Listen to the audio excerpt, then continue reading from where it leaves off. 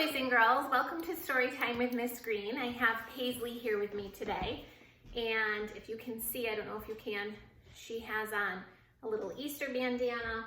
On the other side, there are some Easter bunnies. So hopefully she'll stay with us for our story today. Today's story is Peter Rabbit's Happy Easter, and it's written by Grace Macarone and illustrated by David McPhail. And this is how Peter Rabbit became the Easter Bunny. So I want you to pay special attention to the story and see at the end, if you can tell someone at home, how Peter Rabbit became known as the Easter Bunny. Peter Rabbit was feeling very sorry, as he had been a very naughty little bunny yesterday. He had snuck into Mr. McGregor's garden, though his mother had clearly told him not to, and he lost his quite new blue jacket.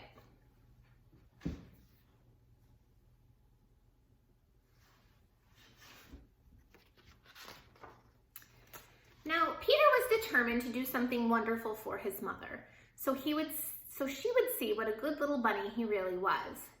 Then she would love him more than she loved his sisters, Flopsy, Mopsy, and Cottontail, who never seemed to do anything wrong. And so began Peter Rabbit's exciting Easter adventure.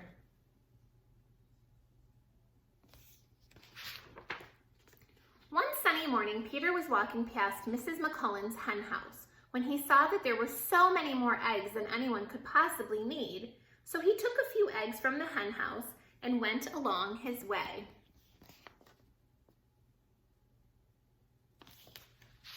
I don't know if he should be taking eggs from a hen house without asking. By and by, Peter walked past Mr. Holloway's hen house, where he saw that there were many, many more eggs than anyone could possibly need. So he took a few eggs from Mr. Holloway's hen house and went along his way. Mr. Holloway doesn't look very happy about that. Not much later, Peter walked past Mrs. Jones' hen house and saw once again that there were many, many, many more eggs than anyone could possibly need. So he took a few eggs from Mrs. Jones's hen house and went along his way. Should he be taking eggs from all of these hen houses? No, he should not. By noon, Peter had gathered an enormous number of eggs, which he carried to his home at the bottom of the very big fir tree.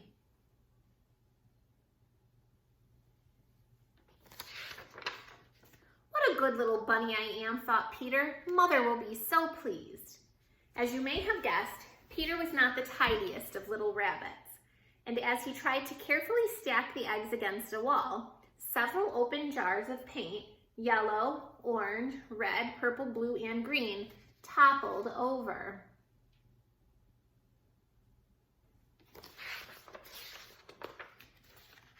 And what a wonderful accident it was. The eggs were now decorated with all the colors of the rainbow.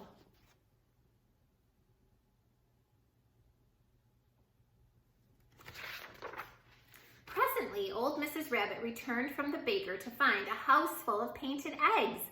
I gathered them just for you, Peter said. Now, my dear, said old Mrs. Rabbit, quite amazed by the inventiveness of her son's mischief. While I appreciate your good intentions, you should not take what isn't yours. You really must return these eggs to their owners.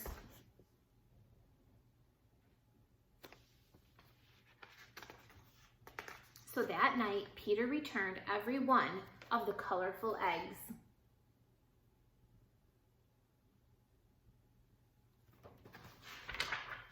And the next day, Mrs. McCullen's, Mr. Holloway's, and Mrs. Jones's children, along with all the other children of the neighborhood, were delighted by what they found scattered in their gardens.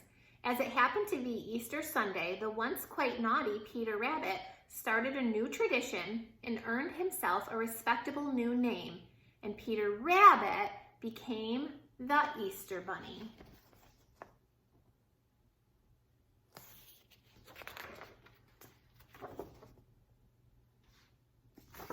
I hope that you liked that story and that you can now tell somebody at home how Peter Rabbit became the Easter Bunny.